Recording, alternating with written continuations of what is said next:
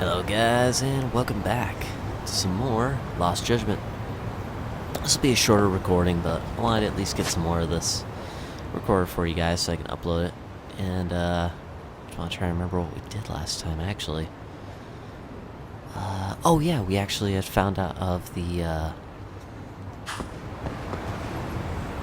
what was he? A detective who was actually planting bugs, and we got this detector. Remember, we were checking around here because apparently there's one somewhere around the office. But we can't really find it. So we're going to do that at some other point. But right now, we're going to go to the Yokohama 99 office. Rest up. Actually, is there anything new on the board? Nope, there's still just one. Okay. There, we're going to go rest up. And if I remember correctly, we'll actually be going to Kamurocho and meeting with Ihara. Oh no, that's right. I need to meet with Hoshino-kun at Ikebukuro Station. Probably best to take a taxi. Yeah, that's right. We're going back to the scene of his crimes. We're gonna get ran through it with Hoshino. That's right. Okay.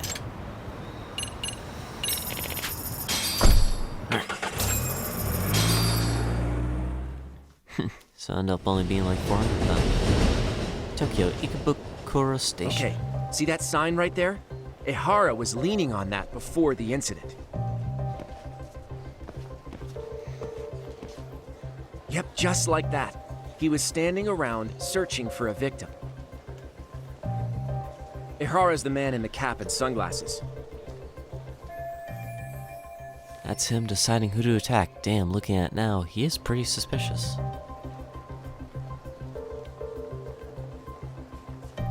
Wait, he's holding something in his arms. So, Ihara was lingering at the platform a while, huh?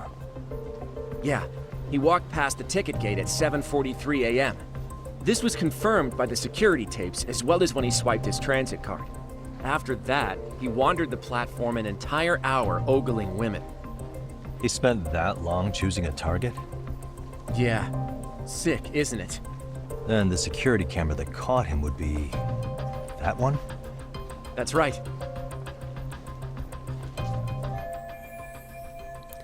Ikebukuro is pretty famous for its sheer amount of foot traffic. In a station like this, the cameras almost never have a blind spot. Anyhow, at 9:06 a.m., Ihara finally honed in on his would-be victim. Then he boarded her train, which was departing for Shinjuku. She's the one in the pink cardigan and white skirt? Yeah, Yui Mamiya, an office worker and mother of a 6-year-old boy.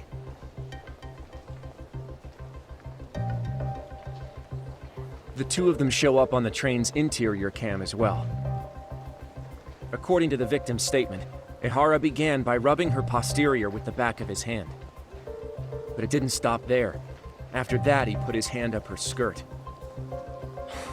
Pretty sickening. I'm assuming he targeted someone shy, thinking she wouldn't resist. Makes me angry just thinking about it.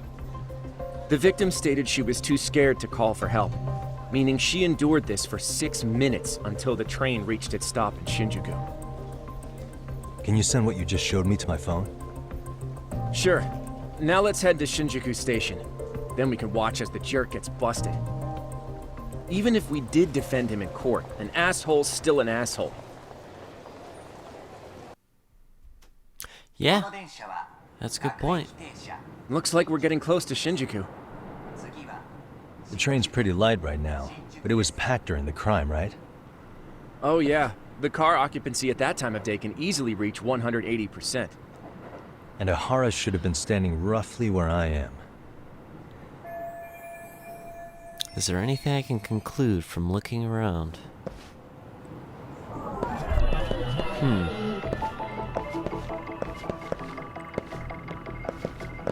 What the? There's Hoshino-kun, Genda Law's bright young attorney. He's on this case to help out Sari-san. Suspicious. This footage was recorded by a security camera on the train, and I'm staying roughly where Ihara was. Okay. Uh-huh.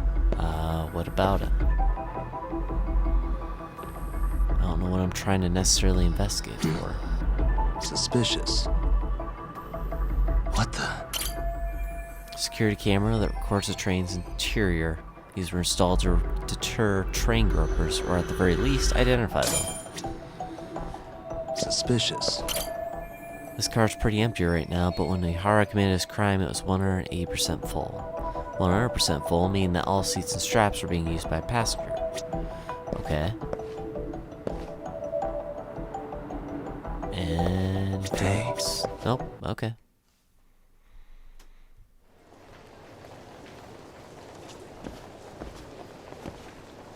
Ihara and Mamiya-san both exited the train and got onto the platform here. But right before that, Mamiya-san suddenly grabbed Ihara's wrist and yanked his hand out from under her skirt. That's when she got a good look at her assailant. So without a doubt, she saw it was him. Yes, and there were also traces of her garments on his hand during evidence analysis. Anyway, after being grabbed, Ihara wrenched himself free and took off at a sprint. See, here he gets off the train and bolts across the platform. And Mamiya-san chases after him, asking people around her for help. Ah, this is what they kept looping on TV. Yeah. And honestly, with all this evidentiary footage, defending him in court was a lost cause. Was there any security footage that wasn't aired on TV? Sure, take a look around you. There's more than just one camera pointed at us. They're practically everywhere. Oh, yeah. As for what I was saying earlier, Ihara was finally tackled right in front of those stairs. Oh, right. I have a diagram of the platform to show you. So Ihara gets off the train here, and then gets apprehended here. How far apart is that? Roughly 100 meters. Both he and the victim were weaving their way through the crowd. The whole scene was very chaotic. Even after Ihara was caught, the train was stalled 20 minutes until the area was deemed safe. Hey, you think we could get the positions of all these cameras and where they're pointing penciled in? Good idea. Let's check each camera's position as we walk over to where Ihara was detained. That's where he got tackled, so if you could let me know whenever you see a camera. I can mock it up on our diagram here. Okay. What the? There's one.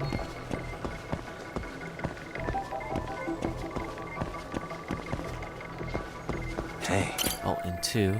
Ihara ran off in the opposite direction. Probably don't need to mark this camera.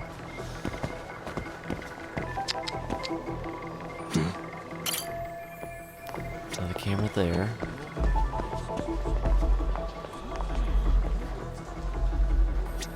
Am I good to... No? Can't still? Of course.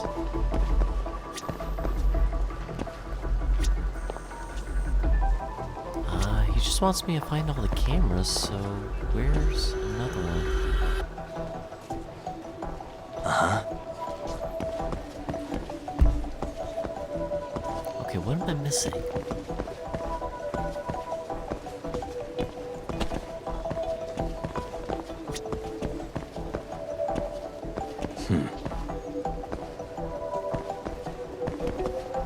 There's gotta be something just out of my sight then.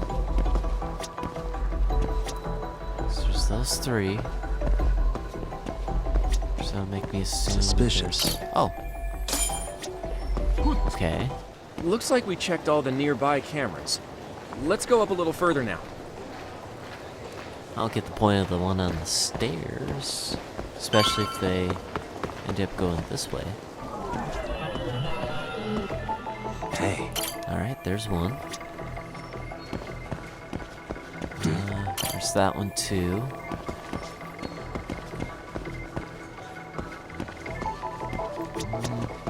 Suspicious. Yeah, there's... What the? Okay. Even though I don't think that one saw anything. Just based on its position, anyways. So other than that...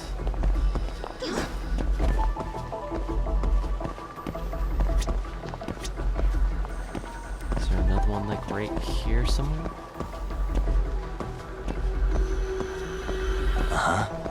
We're going all the way down. Okay. There's another one. Which makes you think I probably missed one or two down this way. Nope, got that one, got that one.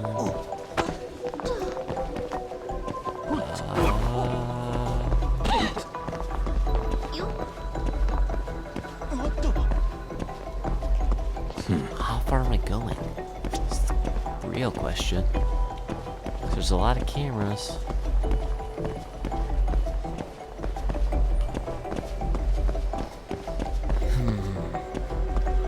Okay, so where could that last one be? Last one or last two?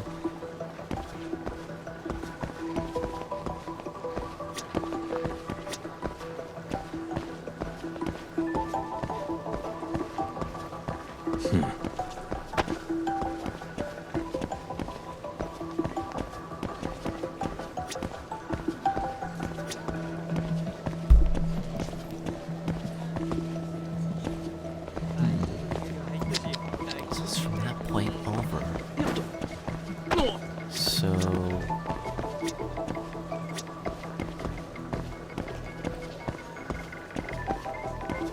I think this area may be a blind spot then. Interestingly enough. Because I got that one. There's nothing pointing in right here.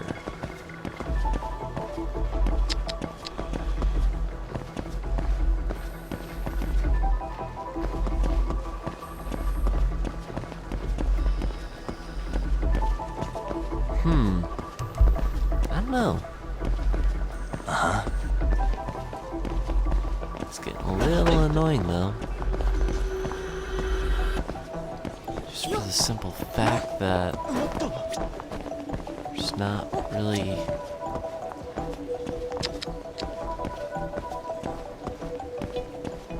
Yeah, but apparently there's at least one more.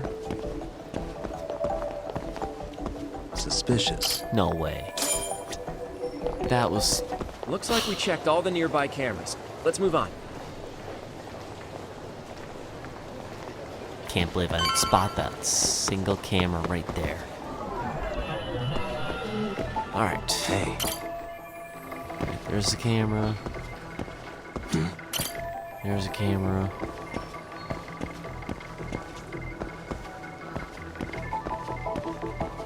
Oh, I like that detail and how light it is out. That's awesome. What the? Another camera. And again, there's probably at least one more. Somewhere.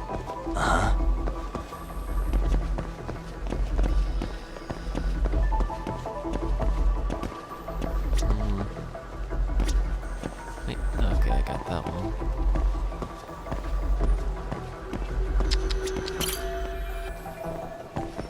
There's still another that I'm missing?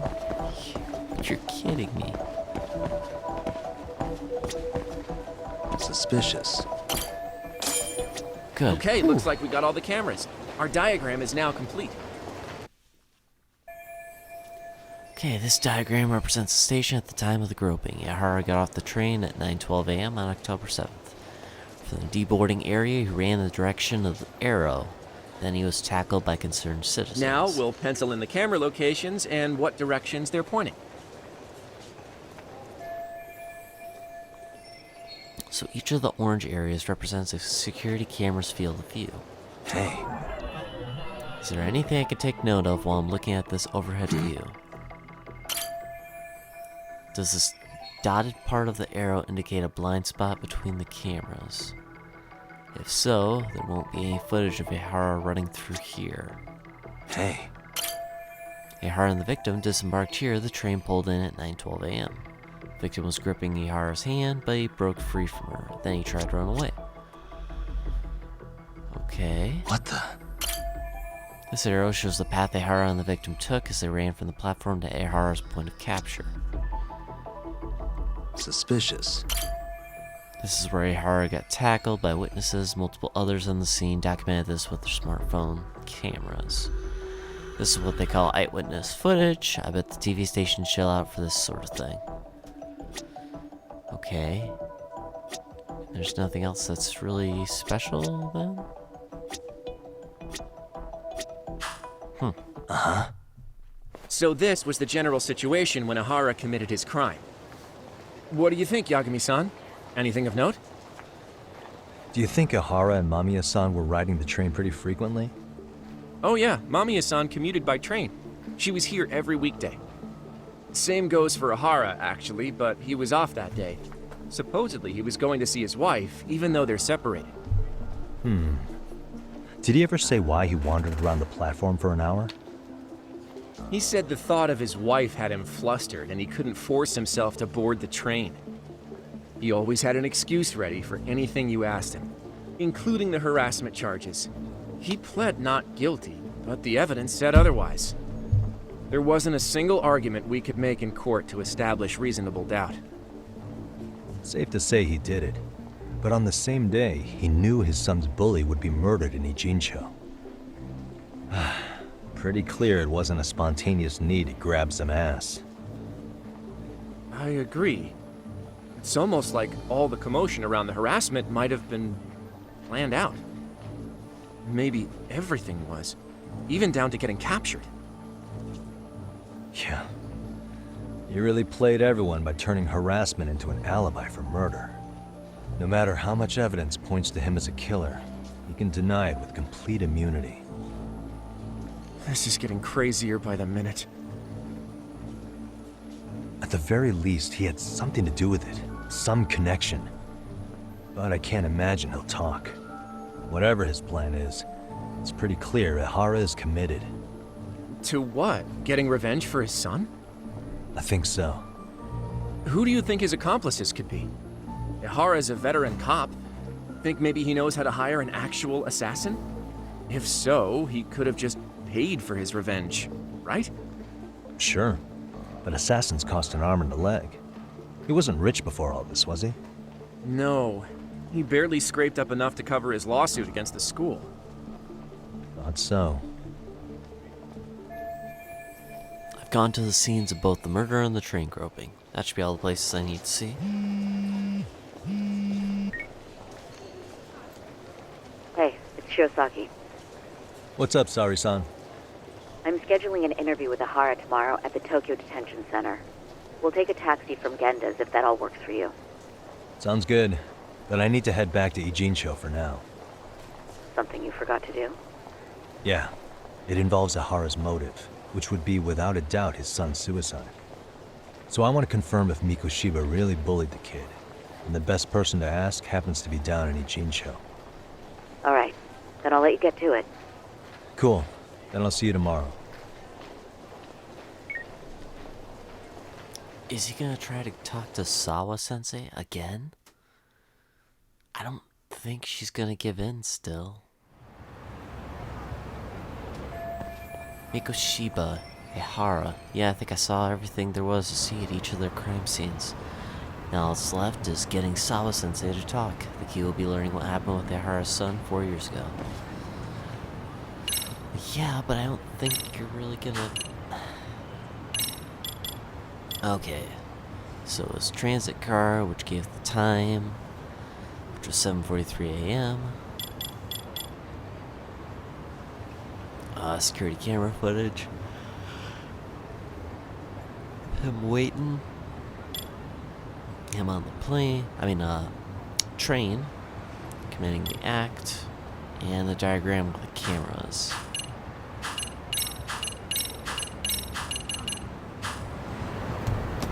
Okay. So now, I'm gonna go to the high school then, which I believe it's actually not that far from here. So I'm not gonna worry about taking a taxi or anything. Just get there.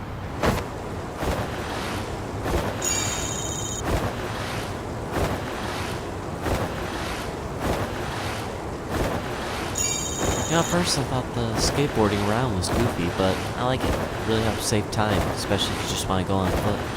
you don't want to take a taxi. And it helps you get around a lot of the combat too. You just skate right by. Pretty cool, actually.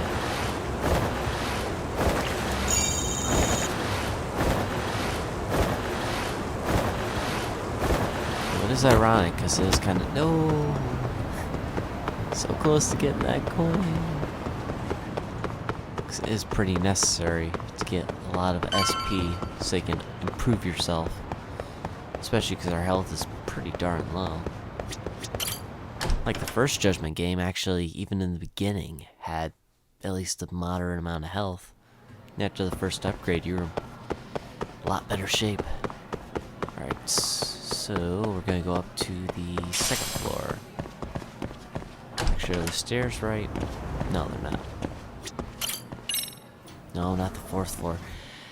I keep doing that when I enter. I just hit X and it happens to be the top floor. Alright. Wonder what that kid's doing. A few kids kind of just standing around. It's probably after school hours or something.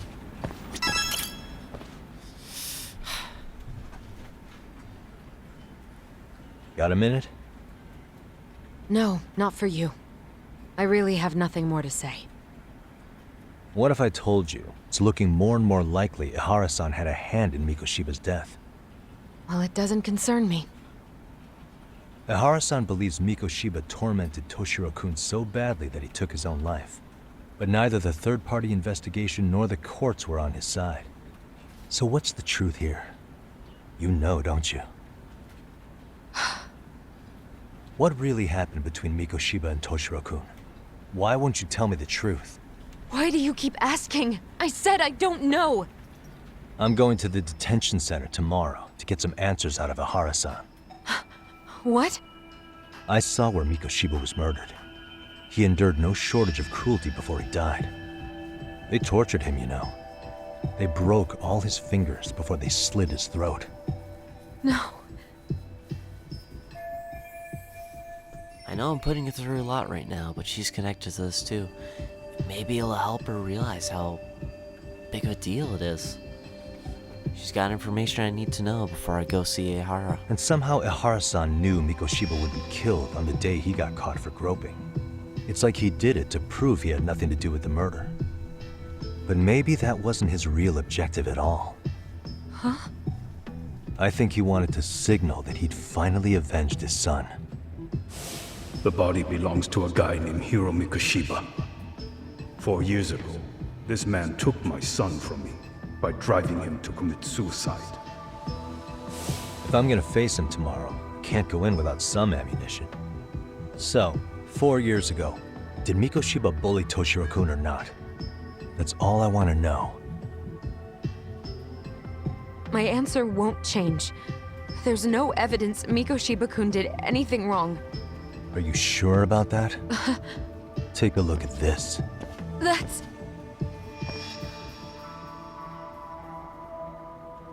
Toshiro Ihara, your student. Imagine that he's listening to what you're saying now. If you can look at him and say Mikoshiba played no part in his death, I'll leave you alone.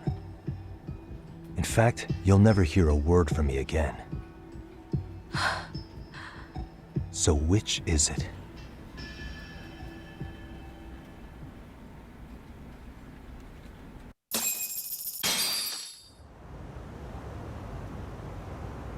"4 years ago, not long after I'd transferred here to teach English. That's when it started. I was trying my best to get acclimated, and I was finally on a first-name basis with everyone. One day, after school, I was out on the roof taking a break, when Toshiro-kun suddenly ran by. I called out to him to ask what was wrong, but he shushed me and kept running. I saw he had a bloody nose. Moments later, Mikoshiba-kun showed up. He was looking for him.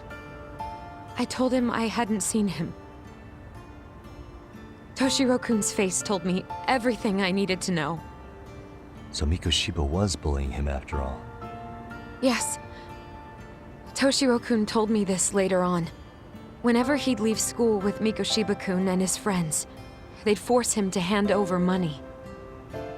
At first, they'd try to pass it off as a joke. They said since he lowered the class average on tests, he ought to buy them all drinks as an apology. And Mikoshiba-kun, he was having too much fun with it to stop. He started offering tutoring sessions to Toshiro-kun. Only so he and his crew could extract their tuition from him. They'd even break into his house while his mother was at work and take the money she left him for dinner. And if he couldn't pay, they'd beat him up at school or make him grovel in the bathroom. Didn't anybody see what was really happening? The teachers either saw nothing or turned a blind eye. Few students knew about it, though. Anyway, I ended up relaying everything Toshiro-kun had told me to those boys' homeroom teacher. Mind you, this teacher had tenure, title, and years of experience under his belt. Do you know what he told me? He said not to cause a commotion because those boys were about to graduate. Why does that not surprise me? To be honest, it was hard to paint such an outwardly model student in a negative light. There was also no hard evidence to support Toshiro-kun's story. But someone still should have stepped in to help. If only I'd understood that at the time. You tried. The only thing I tried was to keep an eye out for him, making sure he wasn't alone, things like that. But unfortunately, that wasn't good enough. On the first morning of the 3rd trimester, Toshiro-kun tied a towel to his doorknob and hung himself in his room. And that's when you confronted Mikoshiba, right? You asked him point blank if he'd bullied him. I did. So 4 years ago, Sawa Sensei stood up to Mikoshiba for his terrible behavior. Then why has she kept that to herself for so long? Mikoshiba-kun pretended to know nothing. He was more careful, shaken even, from then on. In all honesty, when I heard a third-party committee was investigating, I was hoping the truth would come out. Students were asked to fill out an anonymous questionnaire, and many of them wrote down exactly what they saw. Hold on. Didn't the court end up declaring there was no substantial evidence of bullying? How could they have said that with those questionnaires on hand? First of all, the committee never interviewed anyone directly. Those questionnaires were the only proof of anything. And the teacher of those boys was the one who collected them. Each time he came across any mention of bullying, he'd toss that questionnaire out. Also, he wouldn't get blamed in the end for ignoring the warning signs. So then the committee was pointless. A few students did speak up about the bullying online, but their posts weren't much to go on. Toshiro-kun's parents were completely caught off guard. His mother worked through the day, and his father lived all the way in Tokyo. That made it that much easier for the teacher to cover up all the evidence of bullying. He made that statement without even consulting the principal or the chairman. So, right before Mikoshiba-kun graduated, the committee presented their findings, that there was no evidence of bullying. The conclusion you've heard over and over. What the hell? In Japan, 300 children commit suicide every year, across all grades. Less than 3% are proven to be linked to bullying. Toshiro-kun's case ended up like that too. But Ehara-san wasn't satisfied with those findings, so he sued Seiryo High, demanding compensation for Toshiro-kun's death. As the trial dragged on, I was eventually called to the witness stand. Of course, my intention was to let everything I knew out into the open. But before that could happen, that damn teacher came with the school's attorney to see how I would testify. They didn't want you making them look bad, huh? Of course not. That's when I first learned what he did with those incriminating questionnaires. They had no choice but to reveal everything to me, to try and sway me to their side. I guess they were just that desperate. After all, I was the only adult who Toshiro-kun confided in. I don't think he'd spoken to his parents about it once. So yes, that's why there was never any objective evidence of bullying. It wasn't like I had a mind to record our conversations. And I hadn't personally witnessed it either. The school attorney saw fit to remind me that the law says innocent until proven guilty. And if I couldn't produce tangible evidence, then I shouldn't be accusing Mikoshiba-kun. So it was witness tampering. That is, they coerced you into false testimony? Yes. It must have been incredibly hard on you. What I should have done was told the truth regardless. But what else could I have really done for him? Some days I just don't know. As much as I've tried to convince myself I did everything I could for him, I can never fully believe it. So what happened to the teacher who covered all this up? He transferred to another school. God, to think he's still standing at a podium somewhere. That's unfortunate. Even so, I don't have the right to place the blame solely on him. Wait, where in the story did Ihara definitively find out that Mikoshiba was a bully? It wasn't clear at the trial whether he could really bring himself to kill a person. Maybe, but in that case, Mikoshiba's bullying of Toshiro, or those questionnaires getting discarded. Have you ever told anyone else? No. I've been silent. Yagami-san.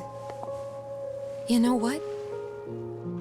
Back when I was a student in high school, I witnessed bullying firsthand. There was this kid. My classmates pushed him too far. And one day he just jumped off the roof. Off the roof?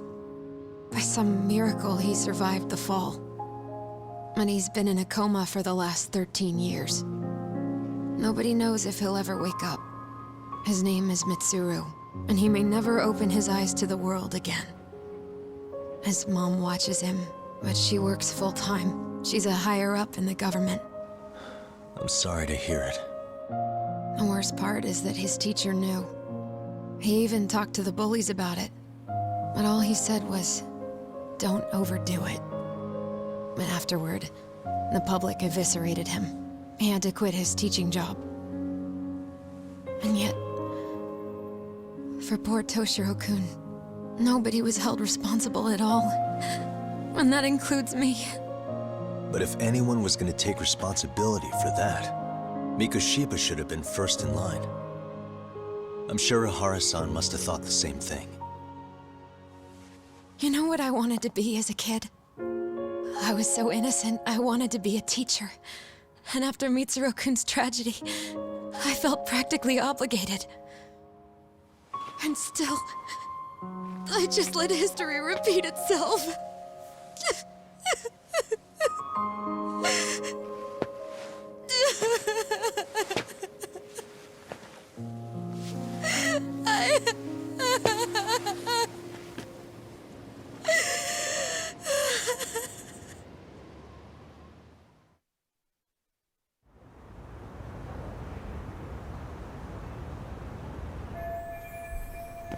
I think I have a clearer picture about what happened 4 years ago, and I'm ready to interview Ihara. I should go back to Yokohama 99 and get some rest.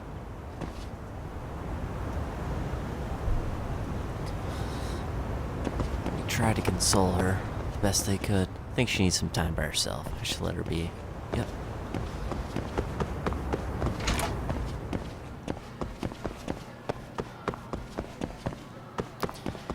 Alright, so back on down to the first floor. We'll head on out. Oops.